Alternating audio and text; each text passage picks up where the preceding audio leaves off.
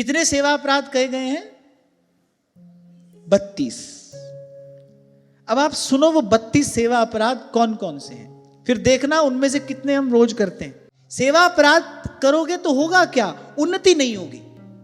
जो भावनात्मक उन्नति होनी चाहिए, सेवा भाव में जो हमारी भाव भावना पुष्ट होनी चाहिए, वो नहीं होगी। बोले किसी सवारी पर चढ़कर अथवा पैरों में खड़ाऊ पहनकर श्री भगवान के मंदिर में जाना, ये प्रथम सेवा अपराध है। अब आपको लगेगा कि सवारी पर चढ़कर कौन जाता है?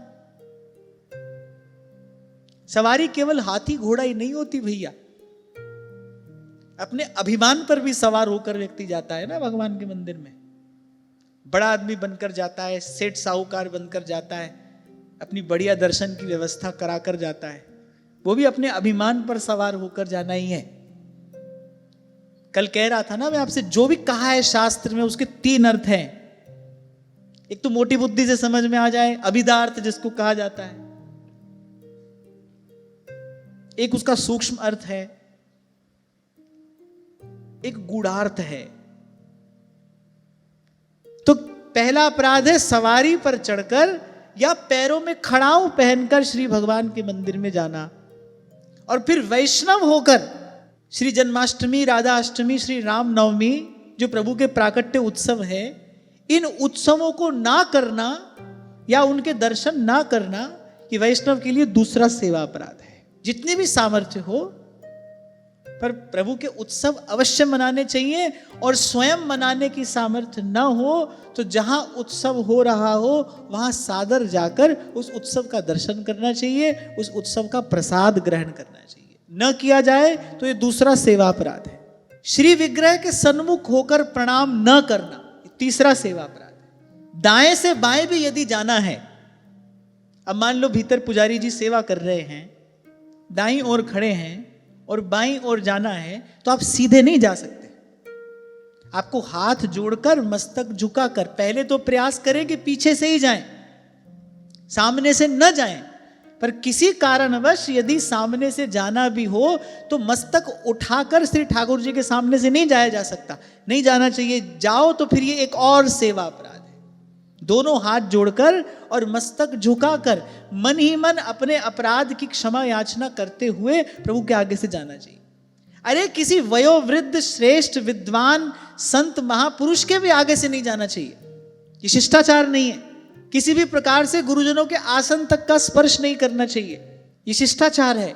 और फिर अशुचि अवस्था में दर्शन करना, माने बिना स्नान किए मंदिर में चले गए।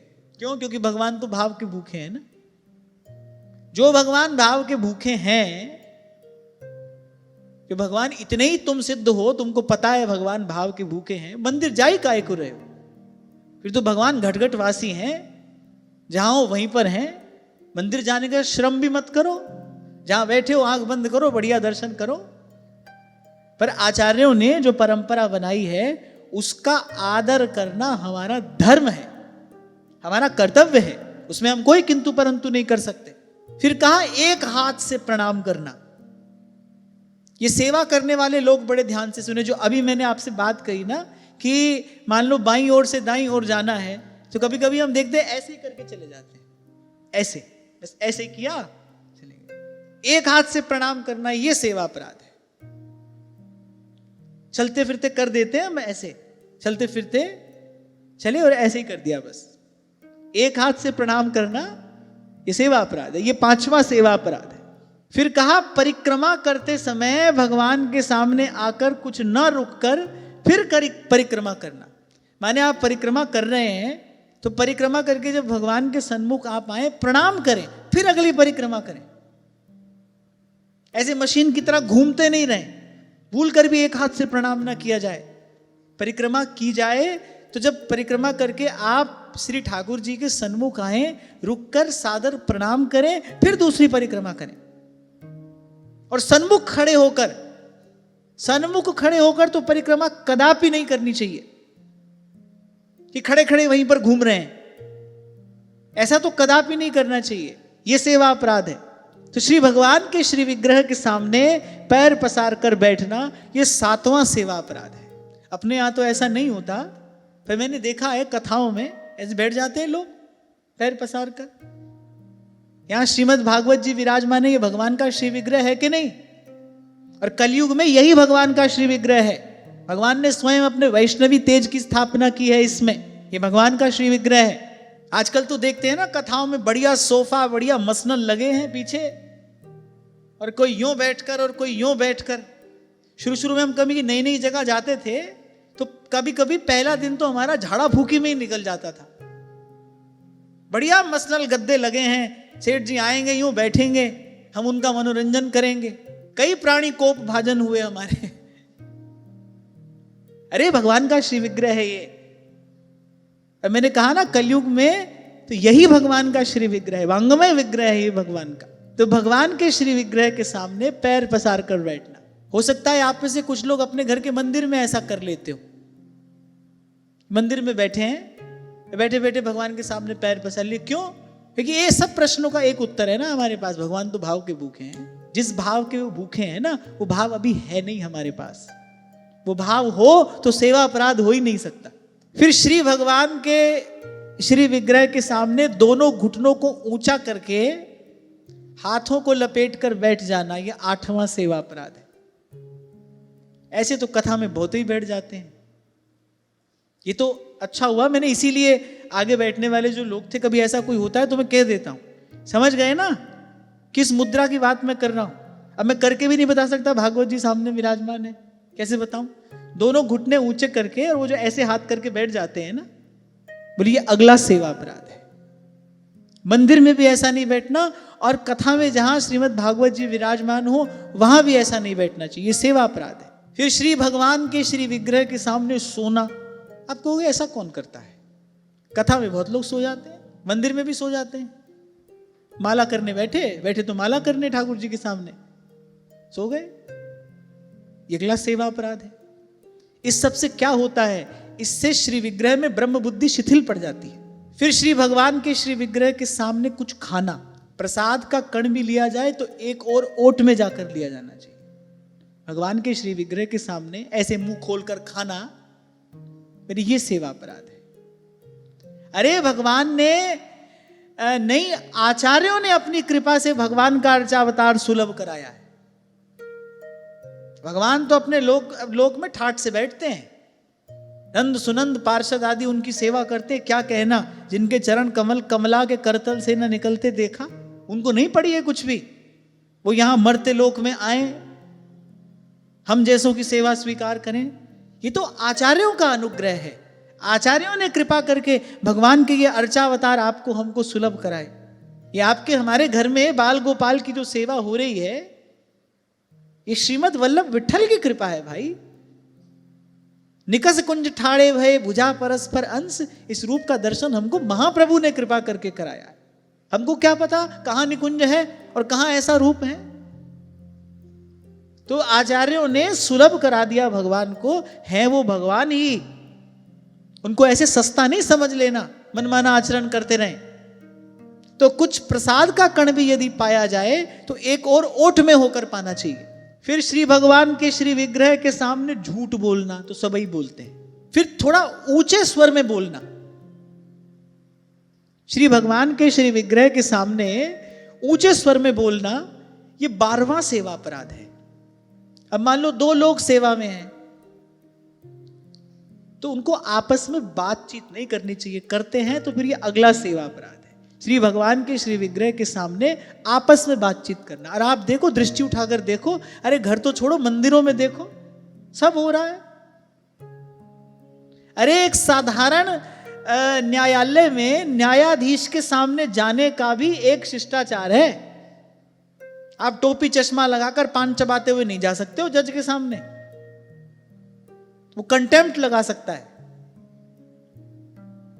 जुर्माना भी लगा सकता है, दंड भी दे सकता है। एक न्यायालय में भी एक न्यायाधीश के सामने जाया जाता है ना, तो एक आचार संहिता है, जैसे कोड ऑफ कंडक्ट, कैसे जाना है आपको सामने। और भगवान के सामने कैसे भी कुछ भी। तो भगवान के श्री विग्रह के सामने आपस में बातचीत करना, ये 13वां सेवा अपराध है। और फिर चिल्ला देना,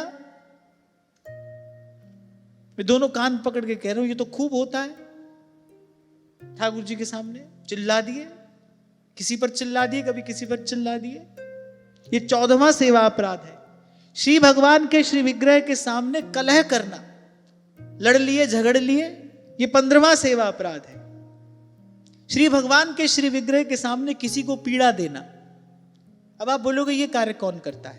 आपने किसी को दुर्वचन कहे, आपने किसी को कोई ऐसा शब्द कह दिया जिससे उस बेचारे का हृदय दुख गया, पीड़ा हुई ना उसको। श्री भगवान के श्री विग्रह के सामने ऐसा हुआ तो ये 16वां सेवा अपराध है। श्री भगवान के श्री विग्रह के सामने किसी पर अनुग्रह करना, ये 17वां सेवा अपराध है। भगवान से भी बड़े होकर खड़े होकर दोनों हाथ उठाकर दे रहे हो आशीर्वाद, ये 17वां सेवा अपराध है।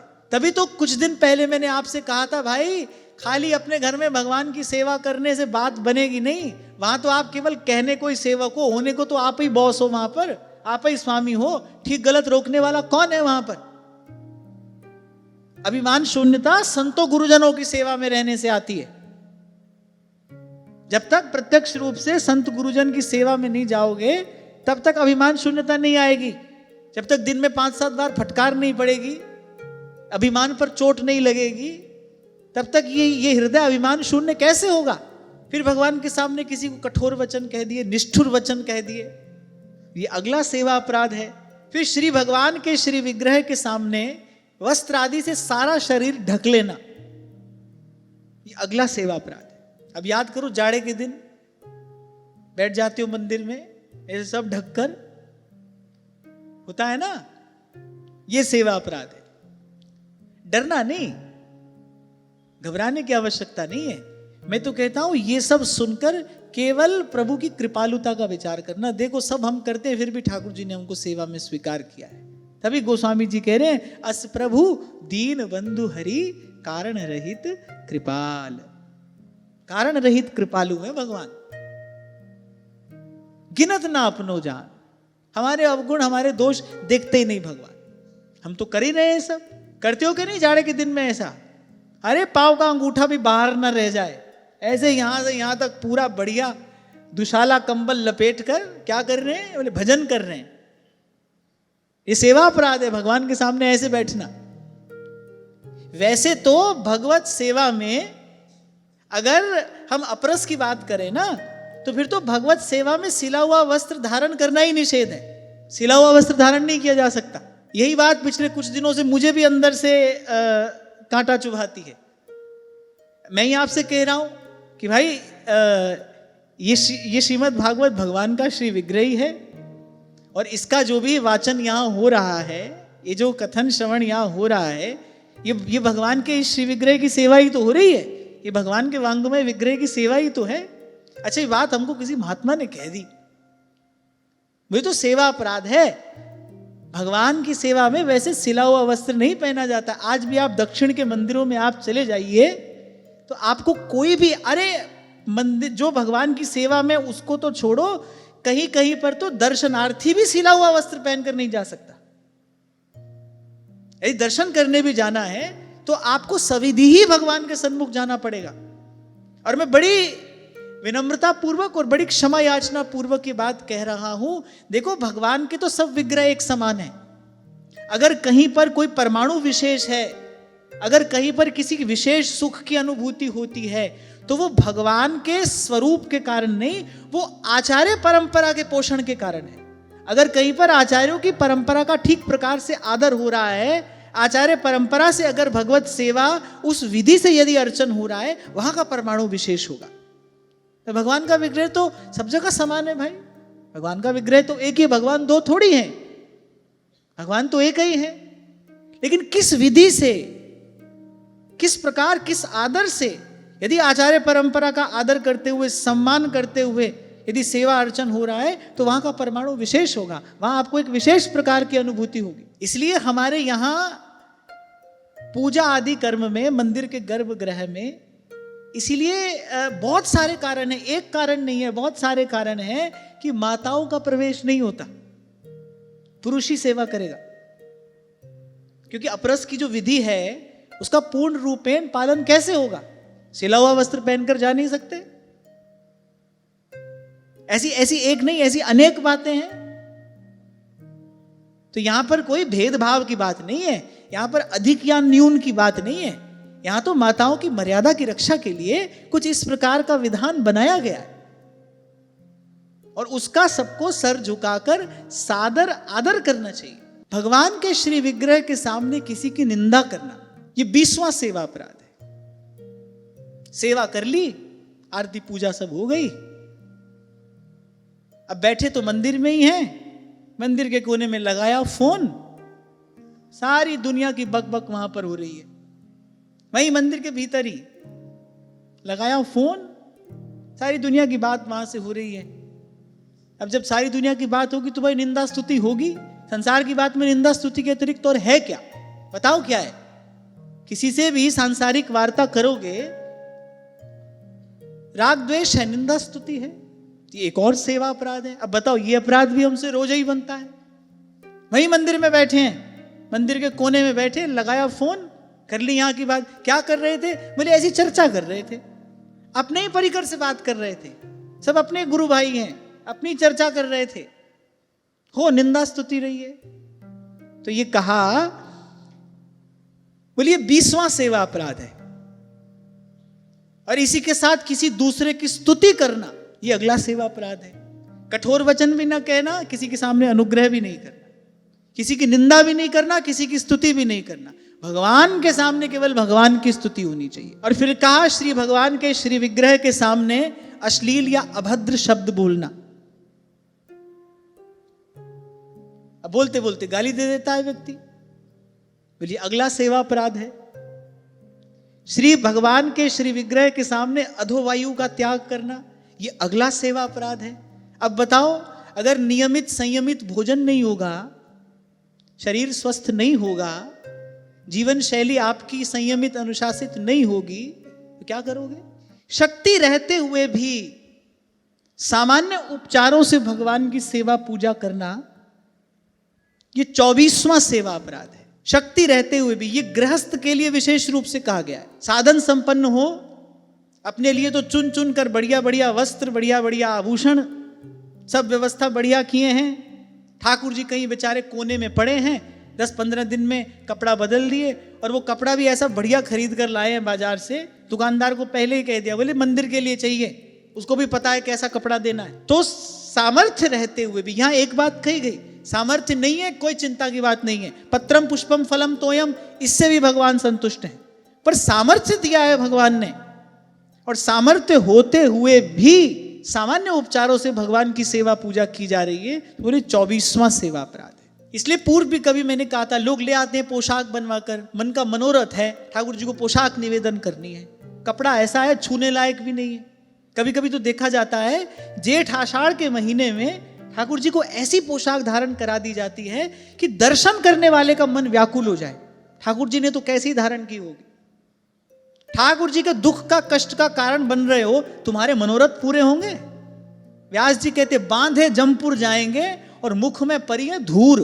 पिटाई करते हुए लेकर जाएंगे ना जब जम के दूध, तब पता चलेगा भगवान के कष्ट का कारण बने। भगवान ने कहा हमको पोशाक चढ़ाओ।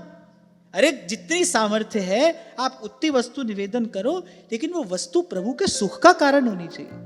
मैं तो कहता हूं पूरी पोशाक निवेदन करने की सामर्थ्य नहीं है, एक रुमाल ले जाओ, सुंदर इत्र लगाकर एक रुमाल ठाकुर जी को निवेदन कर दो, पर सुंदर सुकोमल वस्त्र हो, हमारे श्री जी के स्वरूप के अनुरूप हो, वहां कोई वस्तु की गणना हो रही है। और फिर दूसरी दृष्टि से देखो तो हीरा मोती माणिक पन्ना कुछ भी जड़ के निवेदन कर दो, उनके योग्य तो कुछ भी नहीं है।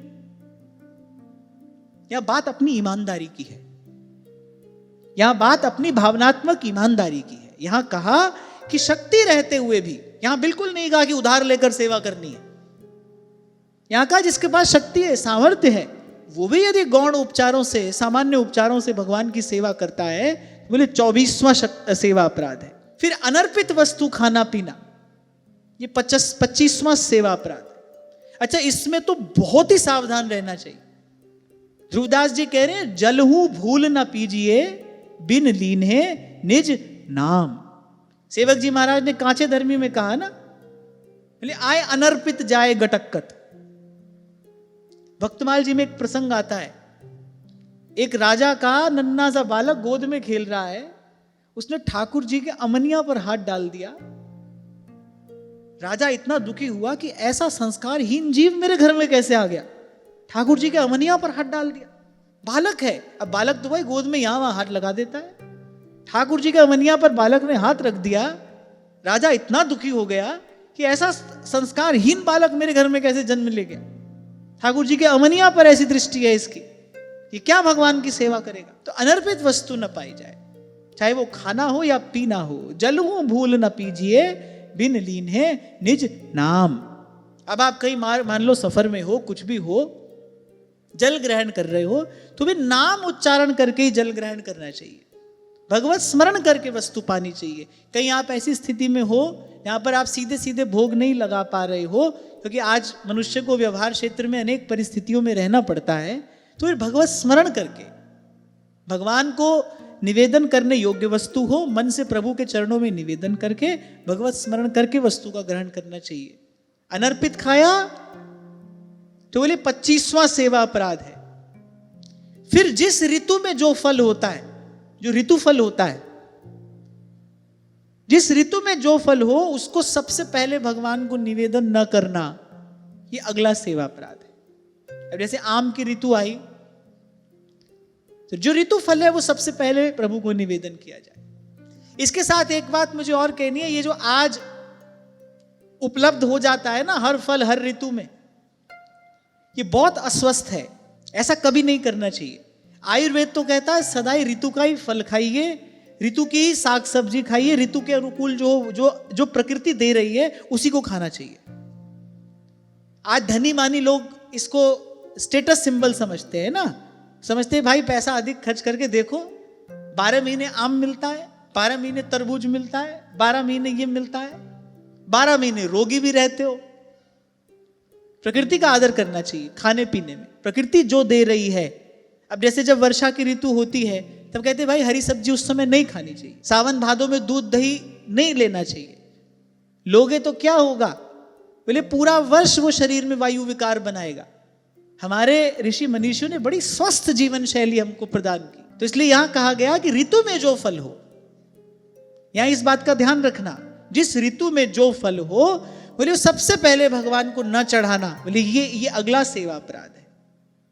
फिर किसी शाक या फल आदि के भाग को तोड़कर, माने खंडित करके, किसी भी फल आदि को खंडित करके भगवान को निवेदन करना, बोले ये अगला सेवा अपराध है। फिर भगवान के श्री विग्रह को पीठ देकर बैठना, इतनी बात तो सब जानते हैं, लेकिन जब सामने खड़े होकर कोई प्रदक्षिणा करता है, जैसा कि मैंने लोगों को करते हुए देखा, अब भाई ये तो है ना आज समय ऐसा है किसी को कुछ कह नहीं सकते, डर लगता है। जब प्रदक्षिणा करता है कोई भगवान के सामने खड़ा होकर, तो हो जाती है ना भगवान को पीठ, तो सेवा अपराध हो गया। तो भगवान के श्री विग्रह को पीठ देकर बैठना ये 28वां सेवा अपराध है। अब ध्यान से सुनो, श्री भगवान के श्री विग्रह के सामने किसी दूसरे को प्रणाम करना ये अगला सेवा अपराध है, लेकिन इसमें गुरु नहीं आते। शास्त्र में महाराज जी इस बिंदु पर विस्तार से बात कही है, क्योंकि यह वेद की आज्ञा है कि गुरु में और भगवान में किंचित भी भेद मानने वाला वो महापातकी है। गुरु और भगवान में भेद नहीं माना जाता। तो भगवान के श्री विग्रह के सामने किसी को भी प्रणाम ना करना, गुरु को छोड़कर गुरु को प्रणाम किया जा सकता है और किया जाना चाहिए। और कबीर तो कहते हैं कि बलिहारी गुरु आपने जिन गोविंद दियो मिलाए, दोनों खड़े हैं तो पहले गुरु को प्रणाम करना चाहिए, गुरु को प्रणाम किया जा सकता है। और फिर अपने मुख से अपनी प्रशंसा करना भगवान के सामने, भगवान के श्री विग्रह के सामने। अच्छा, मैं तो कहता हूं भगवान के श्री विग्रह के सामने क्या अपने मुख से अपनी प्रशंसा करना, शास्त्र में आत्म प्रशंसा को आत्महत्या कहा गया है। अपनी प्रशंसा करना यह आत्महत्या के जैसा जघन्य पाप है। कितने भी गुण हो पर आत्मश्लाघा ये सबसे बड़ा दूषण है, ये सब कुछ दूषित कर देता है। और भगवान के सामने तो ऐसा कदापि न किया जाए। अब आप सोच रहे होंगे कि नहीं ऐसा तो हमने कभी नहीं किया। आपने ठाकुर जी को कोई सुंदर पोशाक सुंदर आभूषण निवेदन किया, आपका कोई स्नेही संबंधी साथ में बैठा है, आपने कहा देखा ये देखा ये हम ही लेकर आए थे। इतना तो हो जाता है ना, देखा ये हम ही लेकर आए थे। हाँ खूब चाशनी में लपेट कर तो कहना हमको आता ही है, श्री जी ने हम पर बड़ी कृपा की, सेवा का अवसर दिया, कि वस्त्र या आभूषण ये हमें ही लेकर आ दिया, हो गई अपनी प्रशंसा, ये सेवा अपराध है। बताने की जरूरत क्या है, ये तो सब जानते ही है, भगवान की वस्तु है, भगवान को ही निवेदन है। हम तुम इतने बड़े पंडित क्यों बन रहे हैं इसमें, इतना भी ना हो। और फिर 32वां सेवा अपराध का किसी भी देवता की निंदा करना, ये 32वां सेवा अपराध है। श्री ठाकुर जी की सेवा में है, किसी भी अन्य देवी देवता को न्यून बता दिया, न्यून समझ लिया, मुख से उसके लिए कुछ अवहेलना पूर्वक कुछ कह दिया, ये 32वां सेवा अपराध है। कष्ट इससे आपके ठाकुर जी को ही हो रहा है, उन्नति आपकी बाधित हो रही। अब ये वाला जो प्रसंग है, इसको कम से कम 32 बार तो सुनना पड़ेगा। एक बार में तो सब अपराध याद भी नहीं रहेंगे, जिसकी चर्चा आज हुई है। सुनते रहना और प्रयास पूर्वक इन अपराधों से बचते हुए ही भगवत सेवा करनी चाहिए।